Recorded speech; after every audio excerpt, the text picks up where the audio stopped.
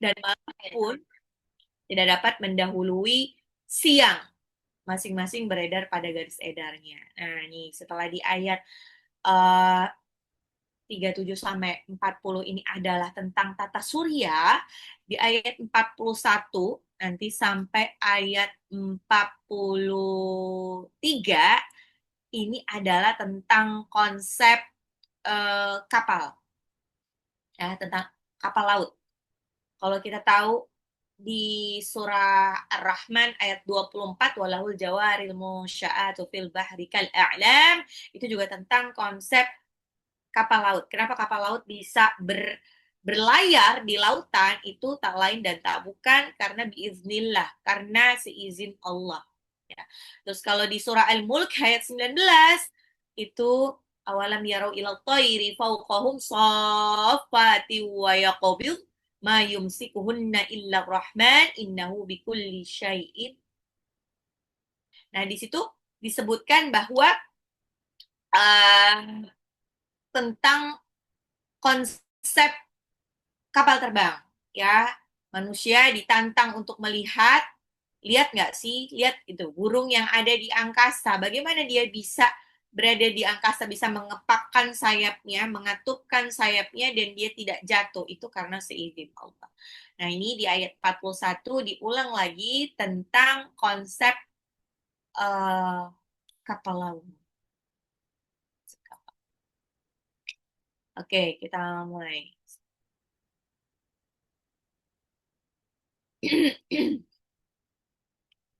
وآية لهم أنا حملنا ذريتهم في الفلك المشحون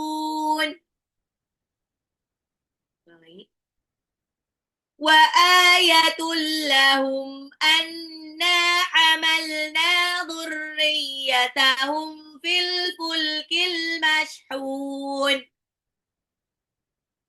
wa ayatun ayat ayat ini artinya adalah tanda kekuasaan Allah, tanda-tanda kebesaran Allah. Artinya peristiwa ini bukan kisah sejarah biasa, tapi merupakan dalil ketuhanan, ayat gitu. Misalnya ayat wa ayatul lahum, dan suatu tanda lahum, lahum itu lam harokat fathah artinya bagi, hum bagi mereka, dan suatu tanda bagi mereka, wa ayatul lahum anna bahwa kami hamalna itu dari kata hamala hamilu, humilu, ini berarti mengangkat dengan beban. Ini makanya kenapa orang yang ini pregnant itu hamil. Hamil itu artinya karena memang mengangkat beban. Perempuan hamil itu mengangkat beban berat, ya, dibawa-bawa terus, makanya hamil. Hamalna, hamalna kami mengangkut.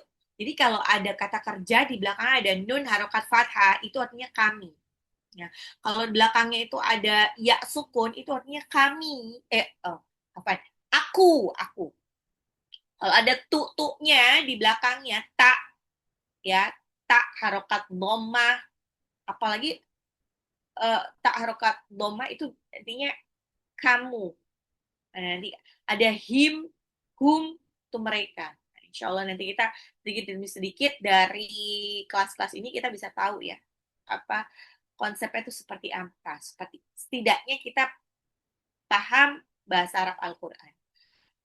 Hamalna mengangkat berat. Kami mengangkat berat. Maknanya itu bukan sekedar membawa sesuatu, membawa buku, tapi menjaga buku itu, misalkan buku yang dibawa, menjaga sesuatu yang berat itu agar tidak jatuh atau binasa. Jadi bawanya hati-hati. Ya. Hamalna, kami mengangkat beban. Dzurriyat itu artinya anak cucu, keturunan, ya. Dzurriyat, ya, anak cucu generasi lemah yang tidak berdaya. Dzurriyyatahum, anak cucu mereka, keturunan mereka, ya. Dzurriyyatahum fil fulki, Al-fulki dari kata falak juga. Falak itu tadi kita udah di ayat 40 ya. Eh, di ayat 40 yang fi falaki yasbahun, falak itu adalah garis edar, garisnya tuh melengkung. Nah, falak itu juga bisa diartikan sama seperti jawari. Kalau jawari lebih bahtera yang besar ya. Kalau ini ya kapal. Eh, falak, falaka al-fulki berasal dari falaka yang maknanya itu artinya berputar atau melengkung. Kata ini digunakan untuk kapal. Kenapa? Karena kapal itu biasanya bentuknya melengkung. Ada nggak kapal yang lurus, lempeng, plain, datar gitu? Nggak ada. Itu adanya getek gitu. Kalau kapal yang bisa mengangkut semuanya, memang mau nggak mau dia bentuknya harus seperti lengkungan gitu. Biar apa? Biar dia bisa bergerak mengikuti gelombang. Ya. Al-mashhun ini berasal dari kata syahana. Syahana, syahana ini artinya diisi sampai padat. Ya, artinya kapal itu bukan kosong, tapi syarat muatan. Mashhun ini kalau dibayangkan kayak komuter lain, kereta komuter lain dari Sudimara, dari Sudimara, Jurang Mangun, Pondok Ranji ketika jam sibuk sekitar jam bahkan sampai jam 9 kayak. Jadi jam 7 sampai jam 9 itu kayak gitu tuh. Masyhun, bener-bener terisi padat penuh dan yang bahkan kita kalau masuk itu kayaknya kaki kita di mana tuh nggak tahu ada di mana. Karena sampai dipepetin gitu. Jadi kalau ada yang masuk itu bukan dia tuh nggak bisa bermanuver dengan mudah ya kalau penumpang nih yang biasa bolak-balik ke kantor naik komuter lain itu bener-bener masuk sampai didorong loh sama petugasnya gitu. Lah kira-kira kayak gitu. Yang masyhun tuh seperti itu. Diisi penuh sampai padat. Ya, nih. Wa ayatul lahum wa ayatul lahum anna hamalna dhurriyyatahum fil fulkil masyhun. Fil fulkil masyhun, kapal yang penuh muatan. Wa ayatul lahum anna hamalna dhurriyyatahum fil fulkil mashhun. Fil fulkil mashhun. Dan suatu tanda bagi mereka bahwa kami mengangkut keturunan mereka di dalam kapal yang penuh muatan. Maksudnya apa? Ini tahu kisah tentang Noah's Ark, Bahtera Nabi Nuh, ya. Bahtera Nabi Nuh itu kan salah satu Nabi Nuh alaihissalam itu waktu itu berdakwahnya tuh lama banget. Bahkan disebutkan sampai ratusan tahun, tapi jumlah pengikutnya tuh dikit. Bahkan anaknya Nabi Nuh sendiri, itu yang namanya Kan'an, sama istrinya malah, itu tidak beriman kepada Allah. Ketika Nabi Nuh alaihissalam disuruh sama eh, Allah untuk membuat bahtera, bahtera itu kapal, tapi buat kapalnya di atas gunung yang tinggi. Itu diketawain toh ya sama kaumnya Nabi Nuh. Ya udah Nabi Nuh ini mengajak mereka untuk menyembah kepada Allah, Allah yang tidak kelihatan bagi kaum Nabi Nuh saat itu. Terus tiba-tiba Nabi Nuh dengan segelintir, dengan sedikit sekali pengikutnya itu bikin kapal di atas gunung tinggi. Ya kayak kita sekarang mungkin bikin kapal di atas gunung gede, gitu. Gunung Pangrango, atau Gunung Semeru, gitu kan diketawain. Gitu.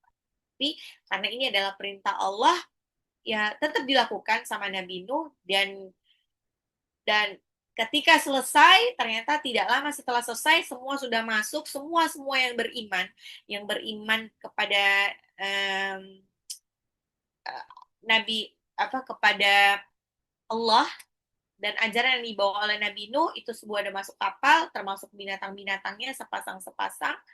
Terus sudah itu baru banjir besar datang.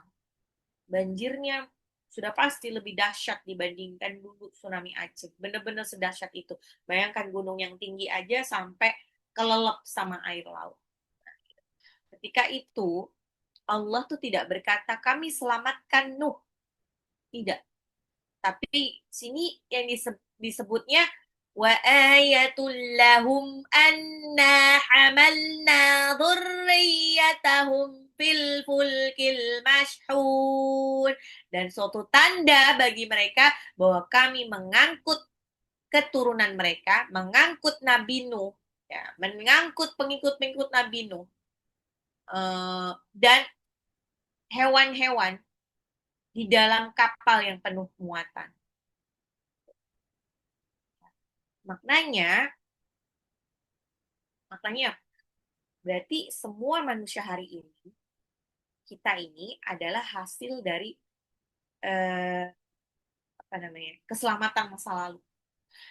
Nama, Nabi Adam alaihissalam itu kan cikal bakal dari semua manusia di muka bumi ini kan. Dari Nabi Adam, terus nanti berlanjut ke Idris, Adam, Idris, Nuh, Hud. Nah, habis itu Nabi Nuh. Nah, dulu tuh dunia itu ya banjir banget, banjir bandang banget. Yang ya, kita ini adalah sisa-sisa dari keturunan-keturunan Nabi Nuh di masa lalu yang masih selamat. Oh, dibayangin banjirnya kayak apa ya? Mungkin kayak tsunami itu lah ya. Atau Tamiang kemarin. Kalau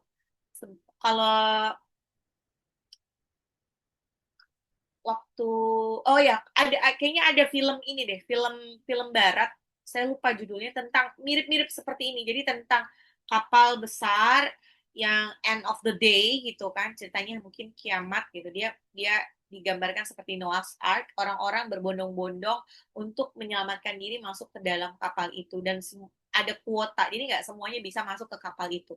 Yang diutamakan adalah terutama anak-anak kecil dan perempuan ya. Jadi kayak yang mereka akan meneruskan generasi nanti. Dan kapal itu penuh, berat, syarat manusia dan logistik. Namun, kenapa tidak tenggelam? Kenapa tidak tenggelam? Karena nih, eh, kira 1400 tahun kemudian ketahuan, diteliti sama para para ilmuwan bahwa kenapa kok kapal itu bisa tidak tenggelam? Karena ada prinsip daya apung. Hukum apa? Hukum Archimedes. Benda akan mengapung jika volume air yang dipindahkan lebih besar dari berat benda. Nah, kan lihat dong, kapal itu kan berat banget. Biasanya dari apa sih namanya? Baja kan, dari baja. Berat sekali, tapi dibuat berongga. Ya, kalau dilihat eh, struktur bawahnya itu memang sengaja berongga, jadi nggak full.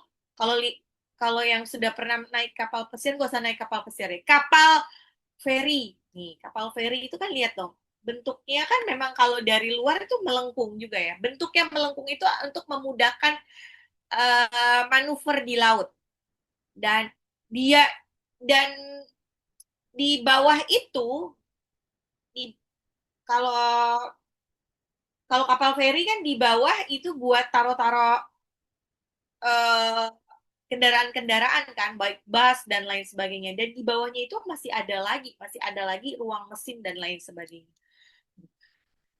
Desain kapal itu adalah hukum fisika. Jadi bukan kebetulan Al-Quran menyebut masyhun, penuh muatan, untuk menegaskan ini bukan kapal ringan.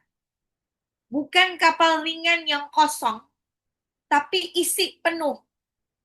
Tidak hanya orang, tapi juga binatang dan logistik. Tapi kenapa? Tapi mereka tetap selamat. Karena apa? Karena biiznillah. Ya, biiznillah. Semua itu karena Allah. Bukan karena kecanggihan dari kapalnya Nabi Nuh, bukan juga dari jagonya uh, nahkoda kapal Nabi Nuh, tapi karena seizin Allah. Kalau secara logika, pernah nonton film Titanic? Titanic itu emang ada sejarahnya ya. Memang ketika tahun itu eh, kapal Titanic ini adalah termasuk kapal yang paling canggih, kapal yang paling canggih, paling mahal, kayak cuman orang-orang kaya aja yang bisa masuk. Dengan keamanan yang sedemikian rupa di zamannya dan disebutkan kayak mustahil kapal itu bakalan eh, tenggelam gitu. Tapi qadarullah kapal itu tenggelam juga. Tenggelamnya gara-gara nabrak gunung es ya. Itu aja. Oke. Lagi. وآية لهم أنا حملنا ذريتهم في الفلك المشحون وآية وآية لهم أنا حملنا ذريتهم في الفلك المشحون. Suatu tanda kebesaran Allah bagi mereka adalah bahwa kami mengangkut keturunan mereka zurriyatahum fil fulkil mashhun dalam kapal yang penuh muatan. Oke, kita masuk ke ayat 42. وخلقنا وخلقنا لهم من مثله ما يركبون وخلقنا dan kami kami menciptakan. Kholaqona dari kata kholaqo ya, menciptakan. Mencipta bukan sekedar nyiptain, tapi mencipta dengan sistem dan ukuran. Lahum bagi mereka min mislihi, min dari mislihi itu misal ya, yang semisal dengannya. Wa khalaqna lahum min mislihi, dan kami ciptakan bagi mereka yang semisal dengannya. Dengan semisal ini nyeritain tentang alat transportasi ya. Kalau di ayat 41 ini menceritakan detailnya apa namanya kapal. Ini dijelaskan lagi. Wa khalaqna lahum min mislihi ma yarkabun, yang mereka kendarai. Ini kayak nyetir ya. Mereka tunggangi. Rokiba itu kendarai atau tunggangi ya. Jadi wa khalaqna lahum min mithlihi ma yarkabun wa khalaqna lahum min mithlihi ma yarkabun, dan kami ciptakan bagi mereka yang semisal dengannya ma yarkabun, yang mereka tunggangi ya. Jadi di sini nih ayat 42 ini kayak melampaui kisah Nabi Nuh. Ya. Maknanya Allah tidak berhenti menginspirasi manusia pada satu teknologi saja. Allah membuka inspirasi transportasi. Ya. Jadi awal-awalnya perpindahan dari satu tempat ke tempat lain masih pakai kuda. Terus kalau di padang pasir mungkin lebih cocoknya unta. Terus tapi kalau itu kan cuma bisa daratan doang kan. Padahal 70% dari permukaan bumi ini adalah lautan, adalah air. Maka terciptalah kapal. Ya, kapal. Eh, kapal, perahu, kapal besar ini adalah teknologi laut modern. Ini dalil bahwa inovasi bukan melawan agama. Inovasi menggunakan kapal laut, menggunakan pesawat, itu bukan bid'ah, tapi bagian dari sunnatullah. Jadi salah kalau misalnya bilang, ih kamu bid'ah dong, masa tanah suci naik pesawat. Bukan, ini adalah memanfaatkan teknologi. Bid'ah itu adalah ketika berhubungan mengada-ada sesuatu yang tidak ada syariatnya. Syariat ini dalam hubungan eh, yang ibadah ya, bukan alat. Bukan alat. Ya. Oke, tadi. Hmm. Oke, kita ulang lagi. Wa khalaqna lahum min mithlihi ma yarkabun. Dan kami ciptakan untuk mereka dari jenis itu yang semisal dengannya mayar kabun, angkutan yang mereka kendarai. Di awal di ayat 41 tadi menyebut khusus kapal laut atau bahtera untuk mengangkut manusia dan barang-barang, ya. Walaupun ayat ini apa yang dimaksud itu sebenarnya wabil khususnya ini adalah cerita tentang Noah's Ark, bahteranya Nabi Musa, kapal Nabi Musa yang mengangkut para leluhur manusia beserta barang-barangnya, termasuk berbagai binatang. Jadi ketika azab banjir dahsyat melanda kaum Nabi Nuh alaihissalam yang durhaka, uh, ketika azab banjir itu menimpa kaum Nabi Nuh yang durhaka, ya. Nah, um, ini menggambarkan keadaan seperti itu, bahwa pada saat itu terciptalah alat transportasi ini. Nabi Nuh ini adalah cikal bakal adanya transportasi laut. Nah, jadi uh, karena Nabi Nuh emang kalau di urutan tahu yang 25 nabi itu kan Adam, Idris, Nuh, Hud. Berarti jaraknya nggak jauh-jauh dari Nabi Adam alaihissalam. Dan Nabi Adam alaihissalam mungkin saat itu belum belum belum menggunakan kapal, ya masih eksplorasi di daratan. Nah, di Nabi Nuh ini akhirnya mulai mengeksplorasi lautan. Nah, biar bagaimanapun alat transportasi ini sangatlah penting bagi manusia untuk berpindah dari satu tempat ke tempat lain. Ya. Makanya karena 70% dari bumi ini adalah lautan, makanya dibutuhkan transportasi laut. Udah nggak mungkin lagi pakai kuda, karena kudanya nggak bisa berenang. Oke, kita masuk ke ayat 43. 40, 41 dulu. 41 dulu. Wa ayatul lahum anna hamalna dhurriyyatahum fil fulkil mashhun wa khalaqna lahum min mislihi ma yarkabun. 1, 3.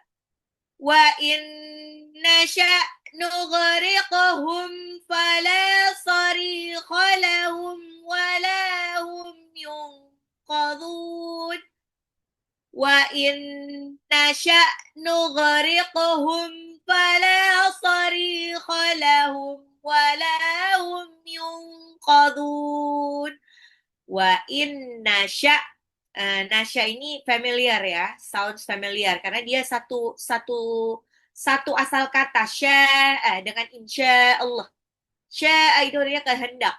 Wa inna sya' dan jika kami berkehendak nughriqahum. Nughriqahum itu goroka, dari kata goroka. Goroka itu artinya tenggelam, tenggelam total hingga hilang nafas. Goroka itu nughriquhum, kami tenggelamkan mereka. Ya, dari asal katanya goroka, goroka ini adanya tenggelam. Fala sarikha lahum. Fala maka tidaklah sorikho. Sorikho itu dari kata sorokho. Sorokho itu kayak bilang gini, tolong, tolong gitu. Teriakan minta tolong yang sangat keras. Sorikho. Sorry. So, sorikho. Maka tidak ada penolong lahum bagi mereka. Walahum dan mereka yungqadun. Yungqadun itu dari kata nakoda. Nakoda itu artinya diselamatkan dari kehancuran. Yungqadun dari kata nakoda, diselamatkan dari kehancuran. Oke. Okay. Wa inna sya'a nughriqhum fala sarikha lahum wala hum yunqadun.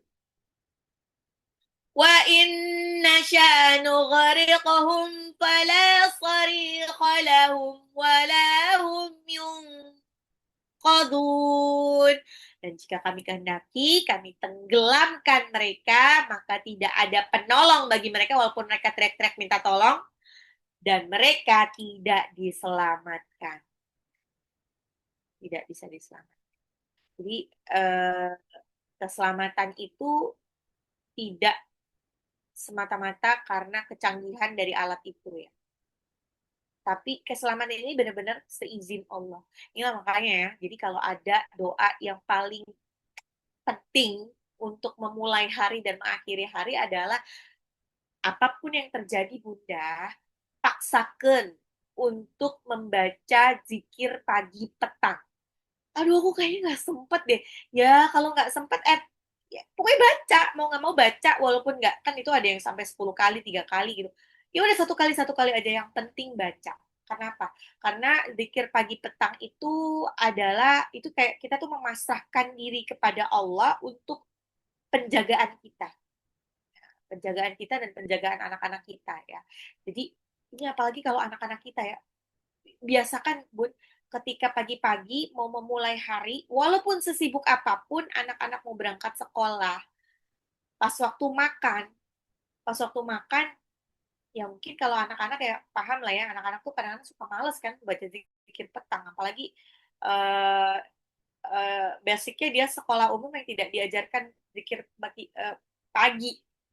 Ya kita yang bacain, bacain yang keras, keras aja. Biar apa? Biar didengar. Jadi kan konon kalau kita berkata apapun, ya tubuh-tubuh kita tuh sel-sel tubuh kita tuh merespon.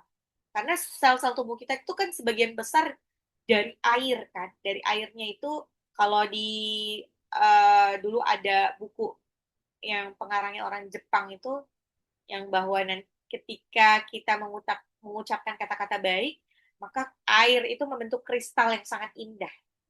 Itu air biasa, apalagi air yang ada di tubuh kita. Nah, kalau kita doanya yang keras aja, pas dia makan, dia ngapain, kita baca zikirnya dikerasin. Biar si anak mau nggak mau ikut dengerin dan mau nggak mau jadi baca kan. Ini dia mulutnya nggak bergerak nggak apa-apa, yang penting kita bacain. Itu kita tuh kayak memasakkan, ya Allah aku nggak bisa ngelindungin anak ini di sekolah, yang satu-satunya yang bisa melindungi hanya Allah. Kak, dia ya elah dia cuma sekolah doang, siapa bilang itu kayak dulu kasus yang tahun lalu ya, kayaknya Desember, yang di sekolah lagi upacara bendera, itu anak-anak yang lagi upacara kecelakaan semuanya. Kenapa? Ujuk-ujuk truk MBG masuk ke dalam halaman sekolah, itu kalau secara logika kan nggak masuk akal ya. Di sekolah sendiri tidak aman. Di sekolah sendiri masih banyak hal-hal yang bisa membuat anak kita kenapa-napa. Entah kejatuhan, uh, entah jatuh, kesleo, kedorong, terus atau ketimpa genteng atau apa. Nauzubillah min dzalik, ada banyak, apalagi anak-anak yang tiap hari bolak-balik naik naik apa namanya, naik motor, ya itu kan juga banyak gitu kan. Dengan kita berzikir pagi petang, insya Allah Allah kirimkan pelindung untuk kita dan anak kita. Jadi kalau seandainya di garis takdirnya itu saat itu memang ada kecelakaan, insya Allah tuh kecelakaannya itu ya celaka doang, jatuh tapi dia tidak kenapa-napa. Ini sering banget terjadi ya. Jadi sering banyak banyak cerita, uh, terutama santri-santri saya, dia bilang dia waktu sebelum berangkat itu, dia sebut naik motor kan, dia tuh doa dulu terus murojaah dulu, padahal dia ngelewatin jalan yang sangat ramai di situ, lintas provinsi dah jalannya, jadi di situ banyak banget truk gitu kan. Banyak banget truk, jadi di situ emang rawan kecelakaan. Nah, satu hari itu dia tiba-tiba jatuhnya tuh parah, jadi dia tuh sampai kelempar gitu kan, naik motor kelempar.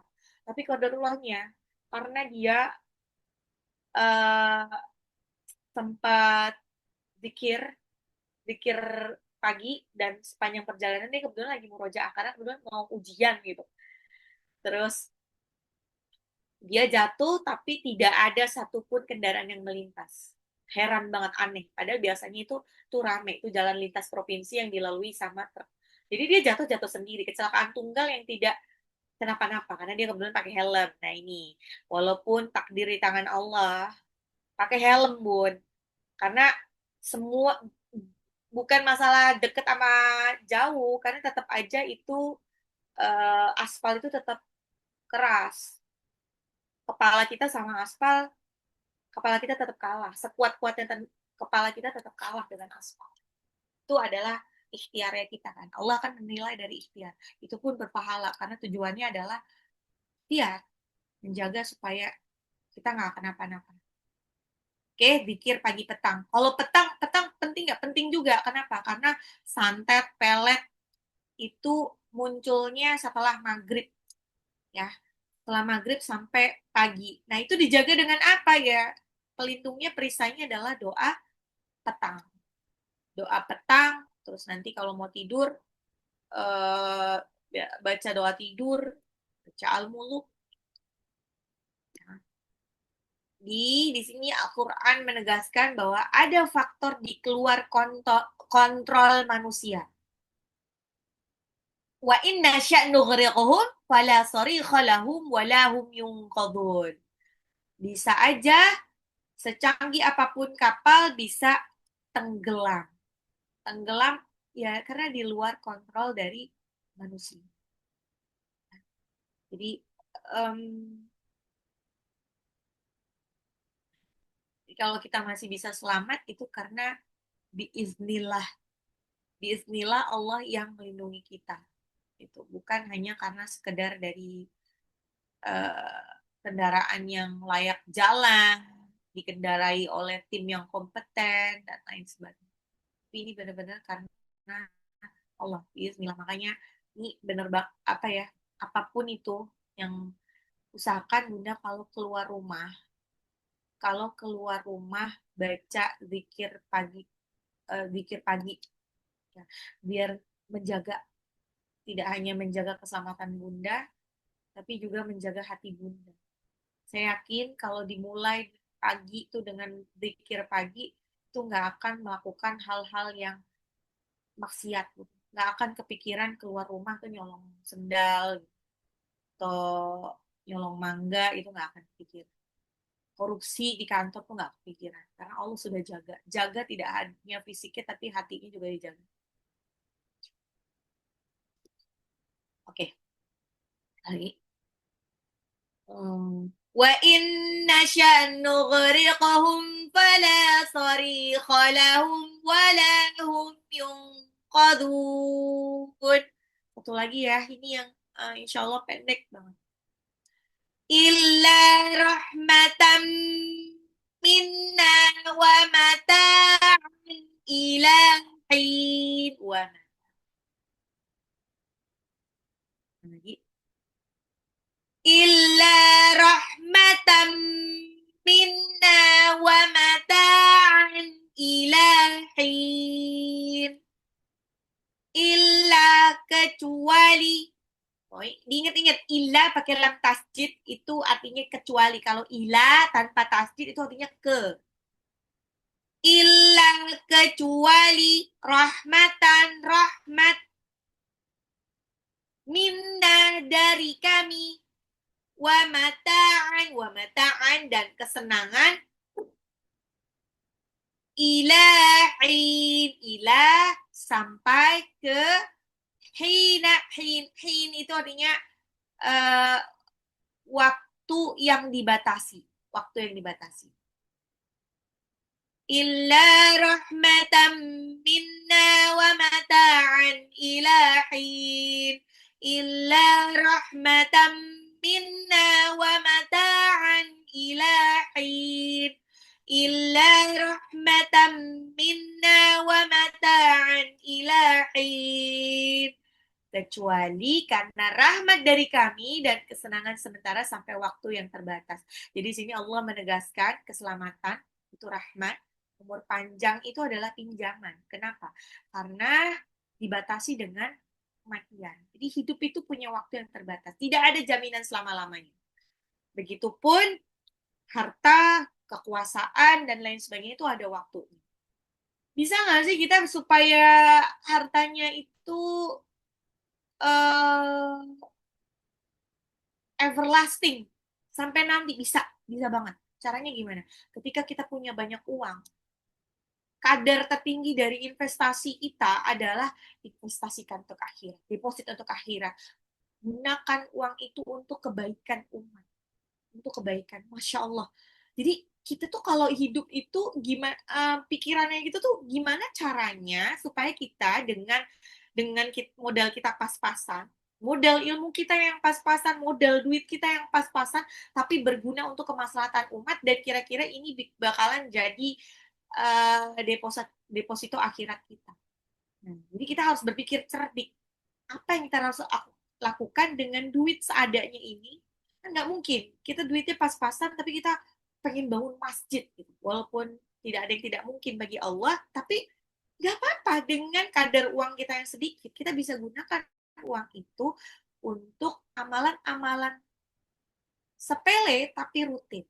Amalan-amalan sepele tapi rutin. Ingat, Allah itu menilai kebaikan seseorang bukan dari besar kecilnya nominal, tapi dari bagaimana dia konsistensinya, dia tetap berbuat baik di kala susah dan di kala senang. Jadi dia tetap berbuat baik, nggak ada masalah ini.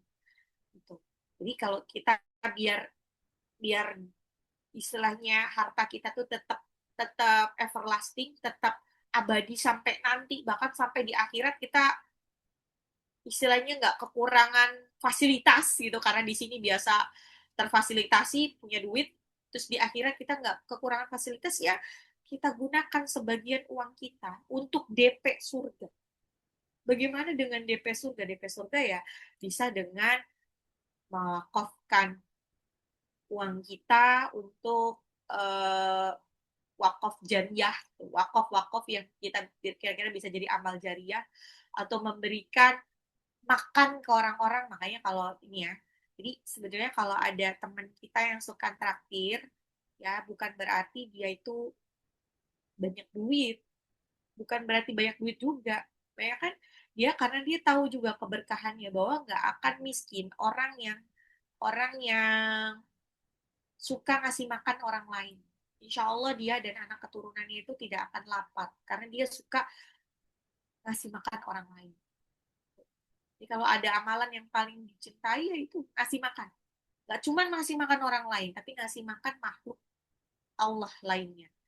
Tidak, bahkan untuk makhluk Allah yang haram sekalipun untuk dipegang, gitu. Seperti anjing, itu ada keutamannya juga. Ya, anjing itu kan makhluk hidup juga, makhluk Allah juga. Dia, mana namanya makhluk Allah, dia selalu bertasbih kepada Allah juga. Dia bisa doa juga kepada Allah. Walaupun nanti anjing itu dia mungkin tidak akan sampai ke surga, karena semua binatang nanti akan jadi debu, abu, tapi sebelum dia dimusnahkan sama Allah, dia bisa request, bisa kasih tahu, bisa kasih tahu. Jadi pengakuan terakhir itu bisa jadi pemberat amal kebaikan kita, atau malah meringankan amal kebaikan kita karena kita berlaku zalim kepada anjing itu.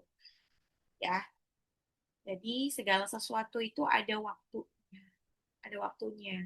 Kita sekarang sehat walafiat seperti ini, kita nggak pernah tahu kapan akhir dari hidup kita.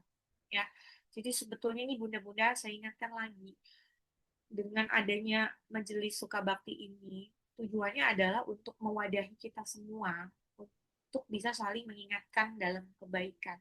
Mengingatkan dalam kebaikan. Kita semua ini memang sedang struggling dengan drama kehidupannya masing-masing, plus kita struggling untuk merayu Allah supaya kita dapat ridhonya Allah. Itu. Dan waktu kita tuh sama-sama terbatas. Dengan adanya majelis ini, makanya pengennya tuh kita tuh saling mengingatkan, terutama ini untuk murojaah nih. Murojaah, setoran. Mudah-mudahan kalau setoran jangan di akhir waktu. Kenapa? Kalau di akhir waktu kita nggak pernah tahu. Yakin hari Jumat kita masih hidup. Gitu. Jadi apa ya? Kalau hal-hal yang baik diutamakan, kalau perlu didahulukan. Aku sudah ada jadwal apa namanya? Sudah ada jadwal setoran, coba diutamakan di awal. Ya, karena nanti saya sendiri ya, kadang-kadang kalau misalkan di belakang-belakangin, belum tentu nanti pas hari itu kita bisa. Kalau ada kalau ada kesibukan lain atau tiba-tiba kita sakit atau apa nggak bisa. Gitu ya. Terus kalau udah nggak setoran sekali nanti jadi malas ke depannya. Ya, insya Allah kita semua sibuk. Insya Allah kita semua sibuk dan kesibukannya insya Allah yang diridhoi Allah. Nah, tujuan kita adalah dengan terus-menerus murojaah, mengulang-ulang, paling itu adalah biar kita tuh eh, kelak kalau qadarullah kita mati saat itu ya ada amalan yang membanggakan, ada amalan yang bisa kita banggakan di hadapan para malaikat. Oke, kita bedah.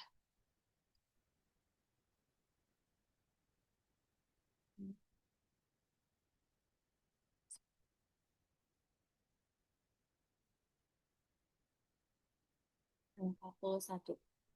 Wa ayatul lahum anna hamalna dhurriyyatahum fil fulkil mashhun. Wa ayatun, wa ayatun dan tanda-tanda kebesaran lahum bagi mereka anna bahwasanya kami hamalna telah me, apa namanya menanggung beban berat ya. Dzurriyyatahum keturunan mereka fil fulki di dalam kapal yang masyhun penuh dengan muat. Wa ayatul lahum anna hamalna dzurriyyatahum fil fulkil masyhun. Wa ayatun alif dua harokat matabi'i tak marbutohnya itu ada dhamma tanwin ketemu dengan lam itu idgham bila guna langsung lebur aja nggak usah ditahan. Anna gunnah dan matabi'i hamalna nunnya matabi'i fil fulki al fulki itu adalah alif lam qamariyah.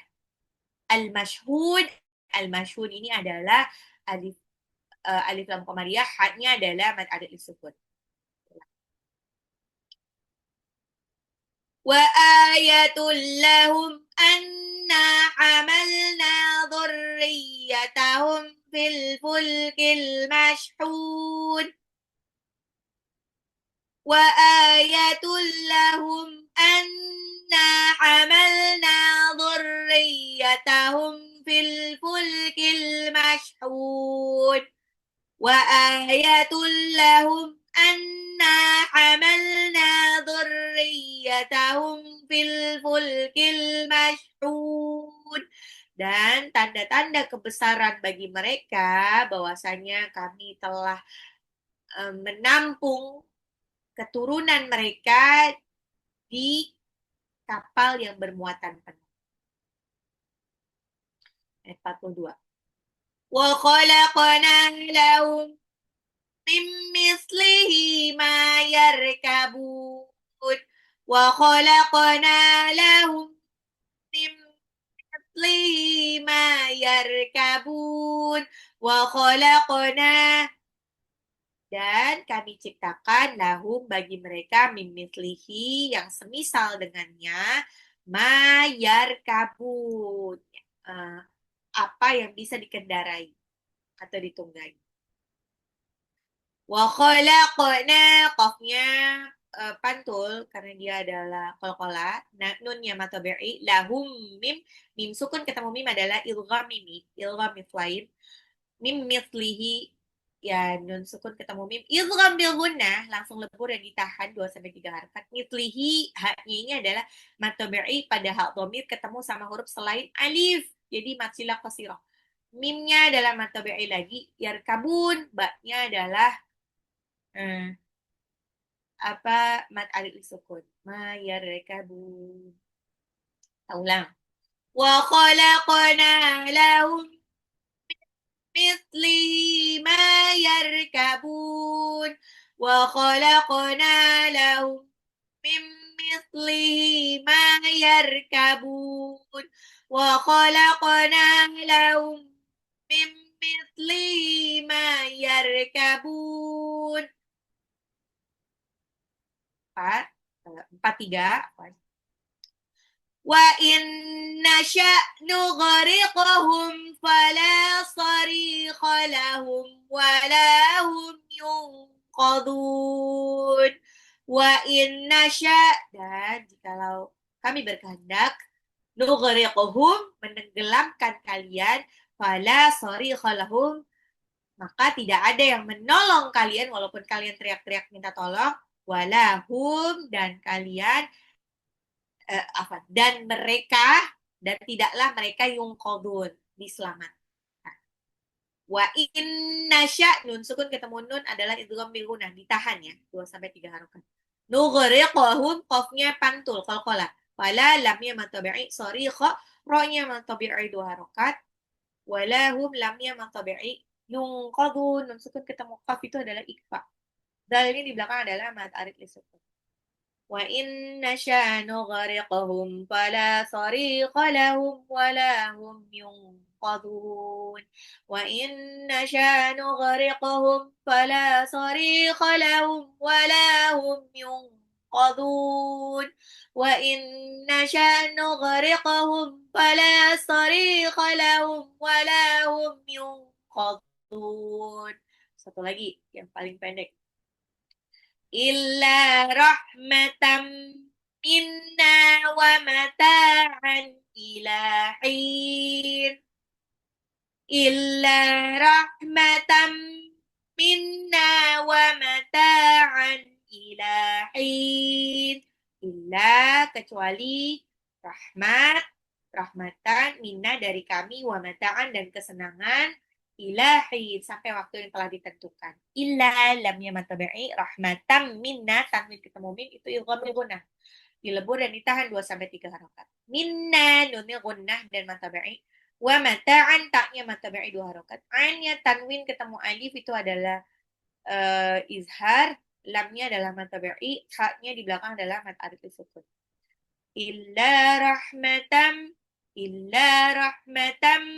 minna wa mata'an ila hin. Haknya tipis ya, tenggorokan tangan. Kalau haknya besar nanti jadi hina. Bukan waktu yang ditentukan. Illa rahmatam minna wa mata'an ila hin. Illa rahmatam minna wa mata'an ila hin. Illa rahmatam minna wa mata'an ila hin.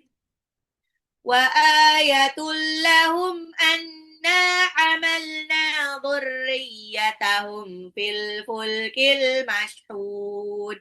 Dan tanda-tanda kebesaran bagi mereka bahwasanya kami menampung keturunan mereka di kapal yang bermuatan penuh.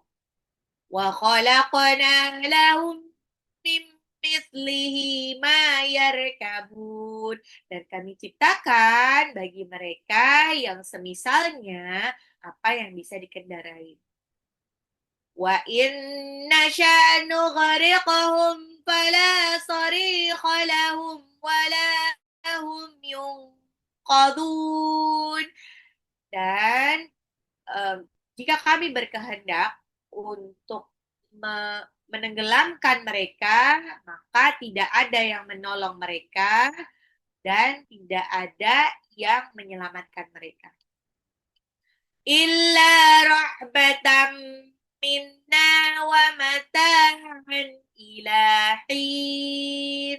Kecuali rahmat dari kami dan kesenangan ilahi pada waktu yang ditentukan.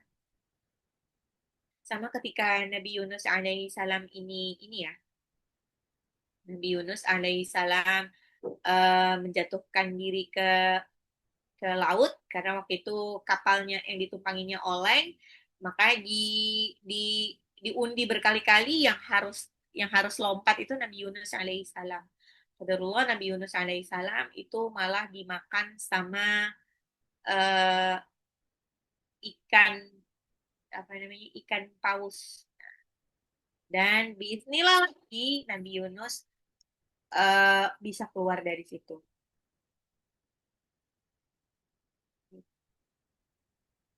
Oke, Bunda, apakah ada pertanyaan?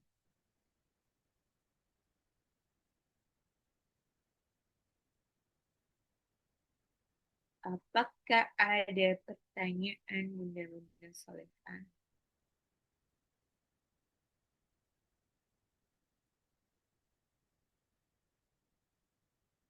Oh ya, jadi ini Nabi Yunus alaihissalam eh jadi kepikiran untuk cerita sedikit. Nabi Yunus alaihissalam ini kan kebetulan diutus kepada kaum yang keras hati ya. Saya lupa namanya ya, namanya apa. Jadi em, kaumnya ini emang udah nggak mau lah, benar-benar menolak mentah-mentah dakwanya Nabi Yunus. Jadi sama seperti nabi-nabi yang lain, ini Nabi Yunus tuh diejek, ditentang, ditolak. Jadi sampai hatinya Nabi Yunus alaihissalam ini capek gitu. Capek, sedih, galau, campur aduk, lelah. Dan dalam kelelahannya itu, Nabi Yunus itu resign ceritanya. Dia resign sebelum waktunya. Nabi Yunus memilih untuk meninggalkan kaumnya sebelum ada perintah Allah untuk hijrah. Ya. Nabi Yunus pikir ketika Nabi Yunus meninggalkan kaumnya, maka azab akan segera turun.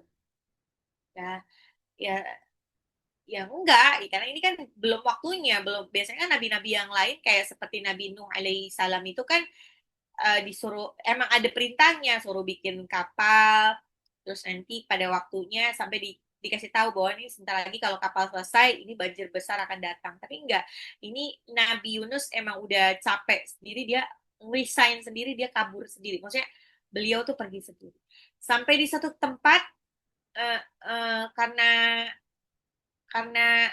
dia tuh pengen, ya sama kayak kita ya, kadang-kadang kita tuh manusiawinya kita kalau kita lagi kesel sama seseorang emang tinggalin aja gitu, tinggalin apa, untuk apa ya namanya, untuk ketenangan batin gitu ceritanya.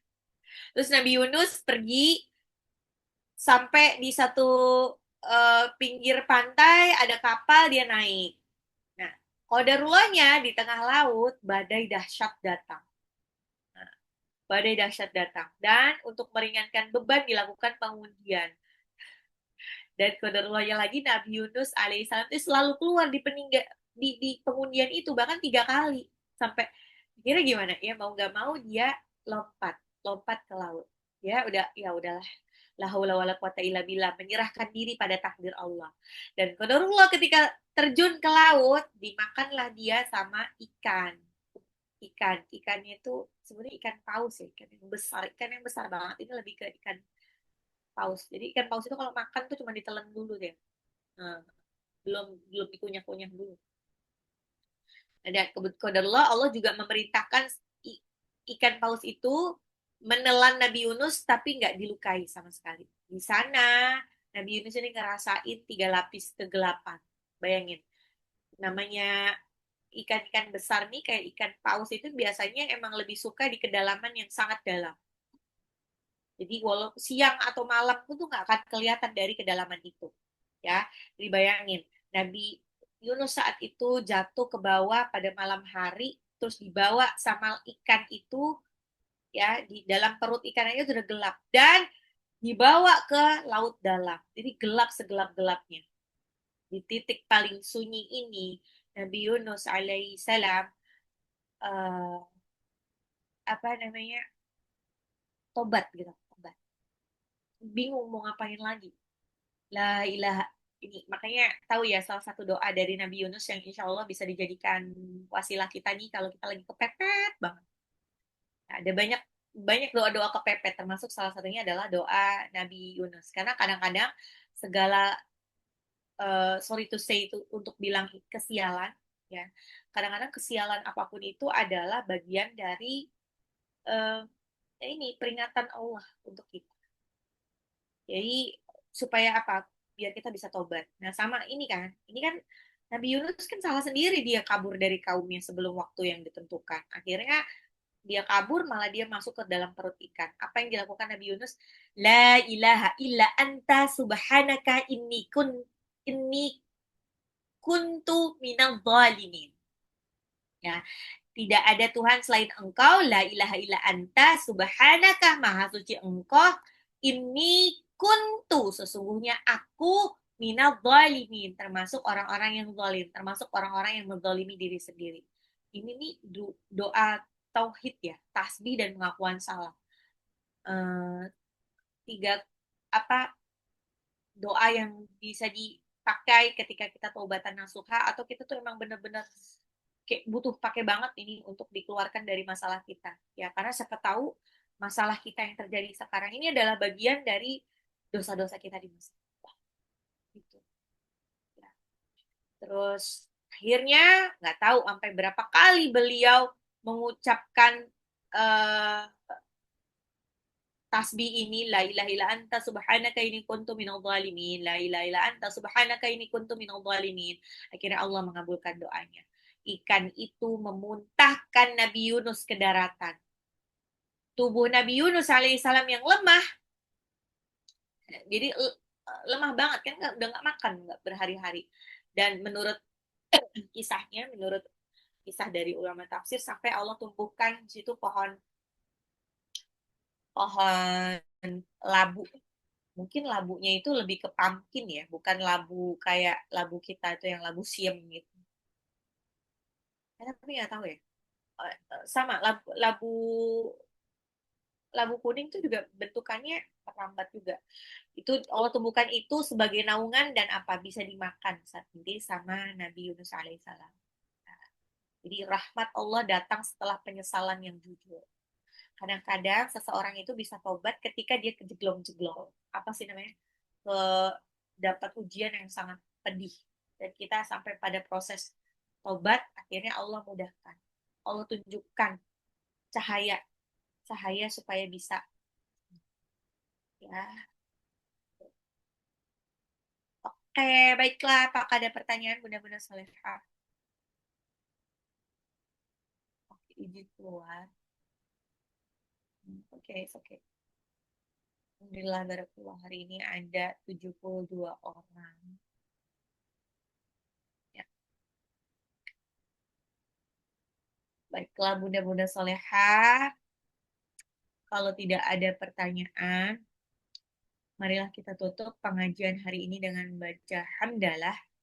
Alhamdulillahirabbil alamin dan doa penutup majlis.